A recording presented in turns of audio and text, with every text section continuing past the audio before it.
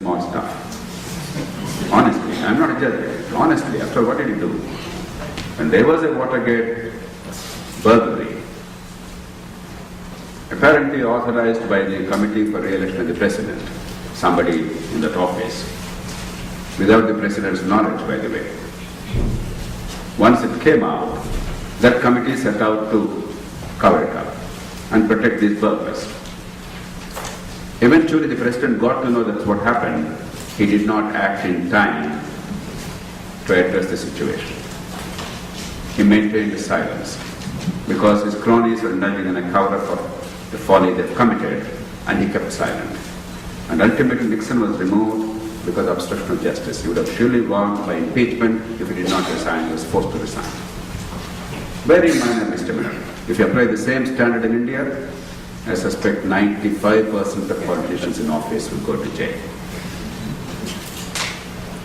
But despite that, after 1974, in the first flush of Watergate, the campaign finance reform laws came in that year.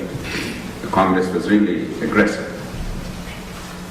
But it took another 40 years, more than 40 years, to pass another law called Feingold-McCain law, which is actually a very feeble law in campaign finance reform, despite the fact that American campaign finance is in a bit of mess. So institutions take time. I want you all to understand, because you are in a center of technology, hub of technology. We all believe passionately that things can be changed overnight. Yes, indeed, some things can be changed overnight. But some other things take a little bit of time and patience. A reformer needs infinite patience. A reformer is fighting an extraordinarily tough battle. As a philosopher said 5 centuries ago, a reformer enjoys the uncertain friendship of the weak multitudes who do not understand what is at stake. But he incurs the enmity and wrath, the certain enmity and wrath of the powerful few who understand what is exactly at stake. They try and do everything possible to stop it. That is the logic of reform all over the world. Institutional reform, political reform is about the hardest thing to accomplish. But once we accomplish it, it seems so simple. It seems so self-evident. We can't even understand, we can't figure out why it took so long. It doesn't make any sense. That's because, my friends, human beings in their day-to-day interactions are anything but sensible. In technology, we are logical. We are rational. We are balanced. But in terms of human institutions, we are frail. We are illogical. We commit mistakes. No country is an exception. The United States is not an exception. I was struck by the wonderful poem of Tagore, which was recited as a part of the film that they have shown us. I wish they recited the full poem. And I'm particularly fond of one line of Tagore's, where the clear stream of reason has not lost its way into the dreary desert sand of dead habit. Every Indian must take this to heart. This line must be immortalized in India. We must understand what it means. Dead habit is a deadly thing. We continue many institutions and many practices for no good reason, except that it's been there for long, that's all. Dead habit. That's the way it was done earlier, that's the way it's done last year, that's the way it's done today. No other good reason. The real challenge is, how do you make sure that this clear stream of reason does not lose its way into the dreary desert sand of dead habit? That's what we're fighting about. That's the challenge that we have. Because after all, what is it that we are really fighting for? What is Loksatta fighting for? Shorn of all the verbiage, it's for simple, ordinary day-to-day things. We are in this Redwood Community Center. Is it Redwood? Redmond Community Center. I was told this is also the campus, Vishwa was telling me, this is also the campus of the elementary school in Redwood area. I'm struck with wonder and envy both. Because I've seen 3 schools so far during this trip. One was in New Jersey area, a middle school. The second was a high school in Washington DC area, Langley. The third is an elementary school. Each time I'm absolutely struck. The kind of infrastructure, the kind of institutions that you build in the name of education, or public libraries, or other institutions, is fascinating. It's not so much the money.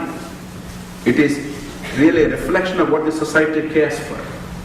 It's a reflection of what are the values of a culture, a civilization, how a democracy functions, what are the most important things.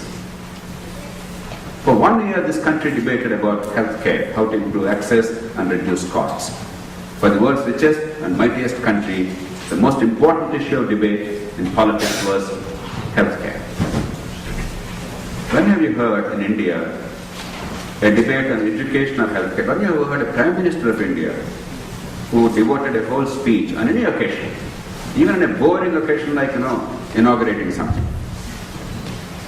on any occasion, exclusive to education or healthcare with meaningful clarity? Can you recall a single event in the past 63 years? What does it mean?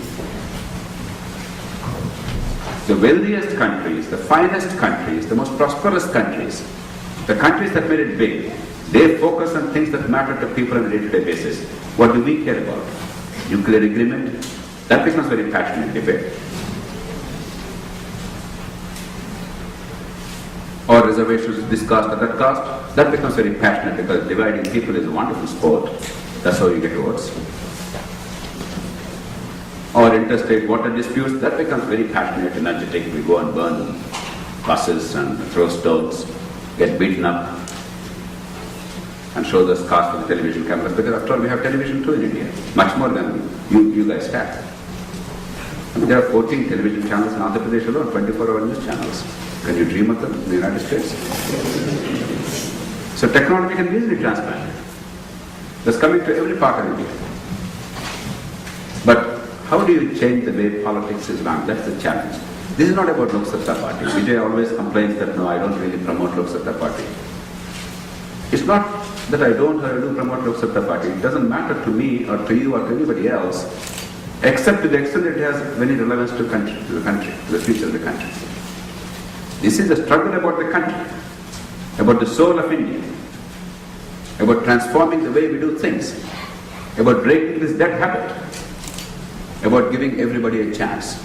It's about education, it's about health care, it's about local control of the issues that matter. It's about giving a measure of control to the citizens over their own lives, as Mahatma Gandhi said in his talisman.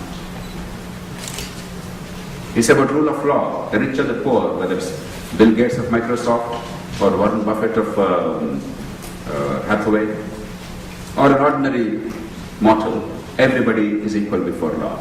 That's the kind of system we all desire. That's what the Constitution mandates. The Indian Constitution mandates the same thing as the American Constitution. Lord Blagojevich, the moment he committed an indiscretion and a corrupt act of replacing Barack Obama by somebody who would give money, the moment he tried that out, what amazes me is not that there is corruption. Corruption is bound to be there in every country. That A, the FBI actually investigated him. They already had him on his radar. B, they were intrepid. After all, Blagojevich belonged to Barack Obama's state. The man became president. He belonged to Barack Obama's party. It made no difference. Yet they acted against him. C, the political system promptly threw him out of office without much ado. D, almost certainly his political future is buried.